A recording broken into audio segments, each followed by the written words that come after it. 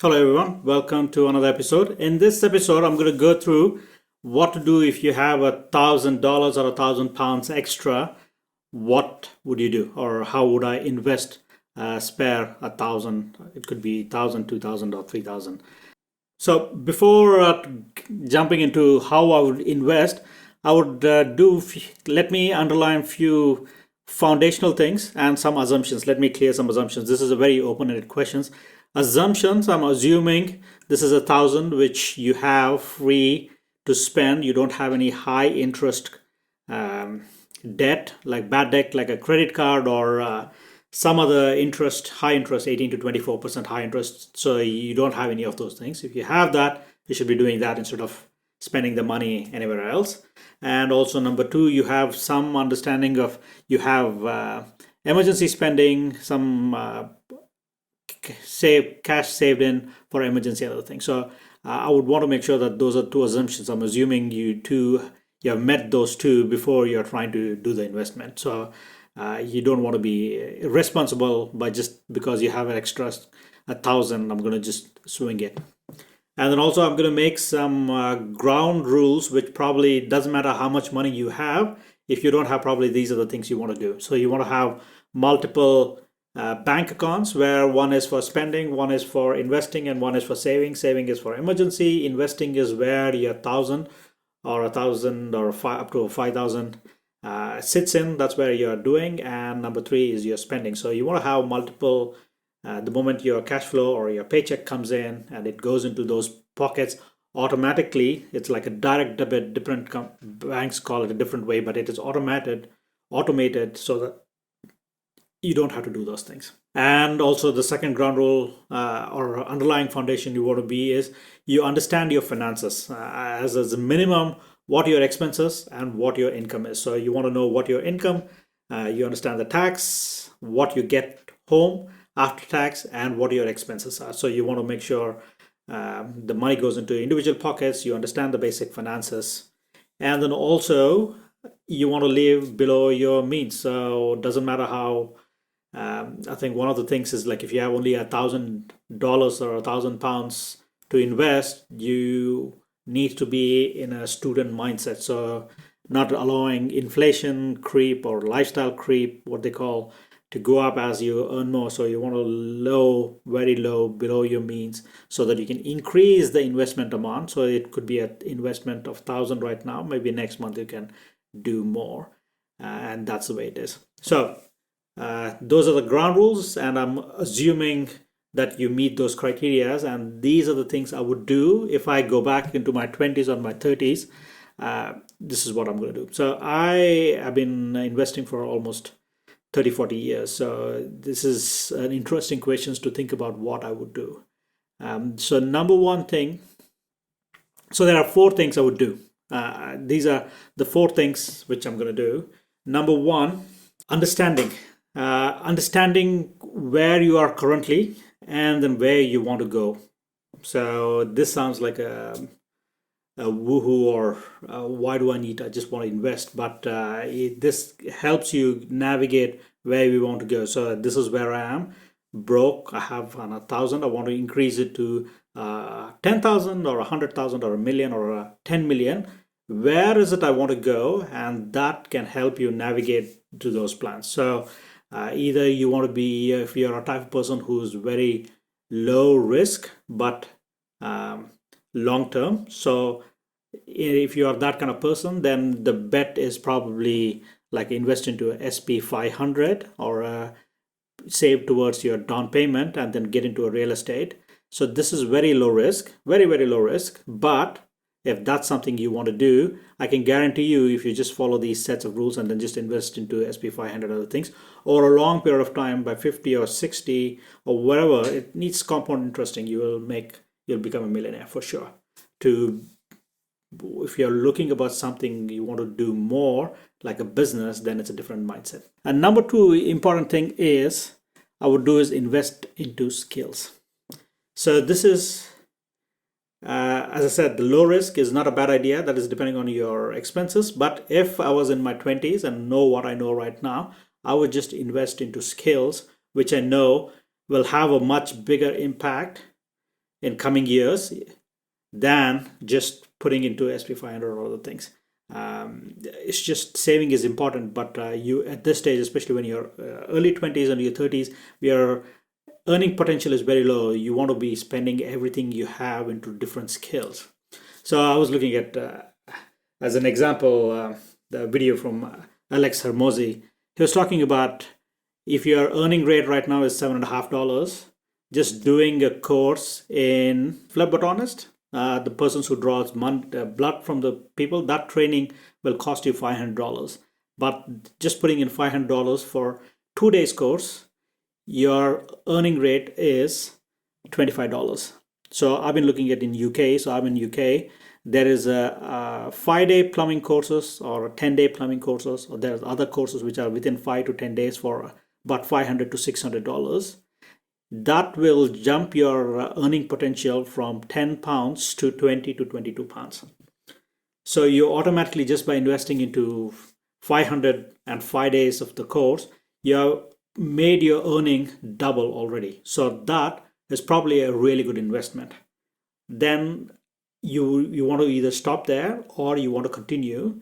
Let's say you're earning 50,000 and your expenses are 20. Remember, living below your means. So you want to have very low, and after paying tax, you have 2,000 every month on spending for investing.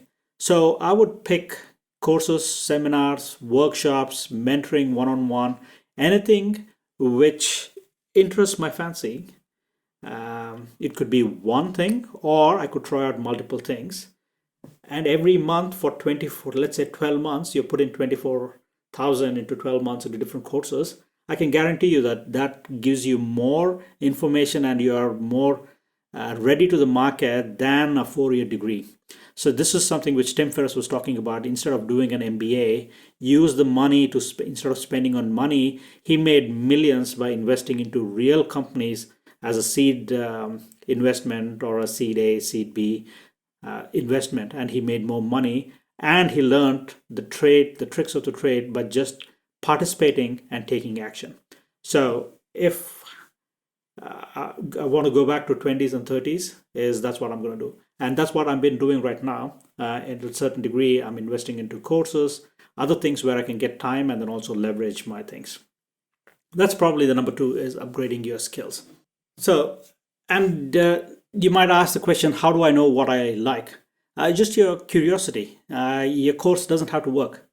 You pick a course on, let's say, plumbing or electrician or AI or security, cybersecurity. The first course you didn't like, maybe you do another course. So you need to be in a place where it's a low risk. You're investing. It doesn't mean that all the subjects you take in the college doesn't mean you're going to do every subject anyway. So if you take 64 units or 6 semesters, not all the subjects you're going to be using. That's the same mentality. So you want to pick something and follow a few people who you like on YouTube, podcasts, and other things. I can guarantee you, if you just watch 10 episodes on a topic you like, you will be much smarter than most of the average people. Just 10 episodes, or maybe 2 or 3 podcasts, or maybe 2 books. Just pick the best selling books on that current thing, a book, YouTube, and some podcasts and other things. You will be a lot more smarter about the current topic, and at least you'll have better questions to ask, and then you will know what to do or how to ask or what courses to do. And then you put in your money and those skills. If it increases your salary, then you put that extra, assume that 2,000 becomes 3,000 every month. So you put into a different courses, and then you just increase your scale, and then your salary increases, your skill increases. So imagine you do that for 4 years. It's unstoppable. I regret that I didn't do any of those things in my 20s and 30s. So I grew up in a very poor family, no education. Well, I'm an engineer. Other than engineering education, no real street smart education. Nobody thought about finances. My parents did 2 jobs for most of their life with very little to save for their retirement. They are fine now because it's just they're paid off. Me and my brother, we've chipped in. It's a different story, but they could have done a lot more. They didn't know that there is something they had to learn and they could teach. I learned the first time I investing by reading a book. So it's just I can't go back, but what I can do right now is do that. And if you know Grant Cardone into real estate and other things, he didn't have a social media account till 51. So he started marketing himself when he was 51. So right now you see him everywhere, but putting your time, energy into your own personal skills is something I'm doing right now. We should be doing, especially when you have like £1,000 to do it. That will have a big impact on huge investment returns than putting into SP 500 or real estate or a very low risk, long term benefit. You're not going to make much money, but if that's the only thing you want to do, that's fine. Gary Vee. So I was looking at what are what are other people examples.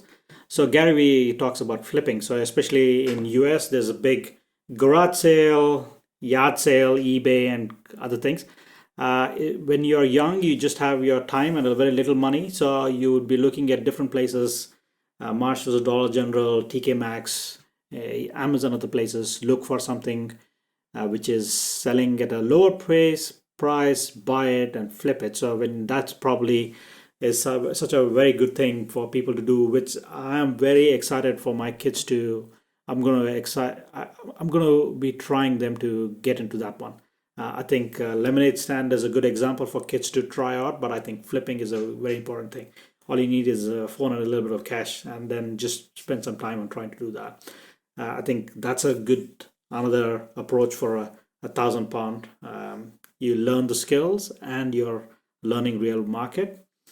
And number 3 is look for solutions. So in your life, you know what are the bottlenecks. So what is pestering me? What are the things I want to achieve? And those might give you answers or guidance about what I want to do.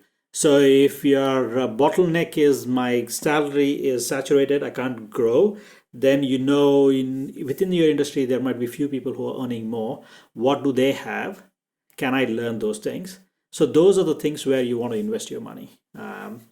Getting the skills. Again, it comes back to investing into yourself, investing into your skills. I can't emphasize how important it is to get some certification, get some courses. Not necessarily formal education, but just those courses, books, seminars, and stay away from get rich schemes. You just want to learn good skills and try out different things and then see how it goes. So YouTube videos, books, and seminars and other things. And then also the fourth one I want to just add is a bit of a luxury if somebody thinks it might be luxury, but in my case, it's not a luxury. You want to spend money on experiences and travel. You buy a materialistic thing, you'll get used to it. A new car, a new smell of the car, after a couple of days, it's just normal. So you're looking for the next best thing. But the experiences you learn, take a drawing class, take a painting class, pottery and other things, that experience stays for a long time and it's much more meaningful. So it adds more level of skills. So it's like a snowball effect. So experiences brings more confidence, optimism, and that's a good thing. And the last one I would say is a little bit of travel. Travel doesn't mean exotic places. Travel could be a different area, a different cafe where you are working. Just going out of the comfort zone of where you are and spending some money on enjoying a different thing in a different place is a great thing. Studies have shown you're more cognitively flexible and brings in better ideas. And if you're unstuck and you want to unstuck, so travel and different experiences is a worthwhile money to be spent on, especially if you've got like 1,000, you want to spend a portion of it on travel, some experiences and skills. So, and if you're looking for, this is $1,000 you just want to invest into stocks and shares. If that's the reason you're looking at the video, then I would split between 40% into SP 500, that is VOO, Vanguard SP 500 Index. I would put in 30% into, or $300 into equity traded fund, such as Schwab's SCHD, and another $300 or 30% into a blue stock chip like Coca-Cola, Disney, Google, Amazon, you name it. So if you want to just looking for how do I invest $1,000 into just stocks and shares, these are my pick. 40% index fund, 40% index funds, but on equity, sorry, dividend equity, and another 40, 30, 30, sorry, 400, 300, 300, 300 on one individual stock, whatever stock you can afford at that stage. So that's my, it's not top four, but this is a different solution for 400. That's what I would be doing. These are the top four things I would do if I can go back to my 20s and early 30s, even in my 40s right now. At least I understand that's what I've been doing. I hope this helps you take a bigger risk, because the downside is very low, but the potential is huge. Asymmetric risk rewards. It motivates you. If you have any comments, let me know. I can answer to the best of my abilities. Till next time, keep watching and bye. Thanks.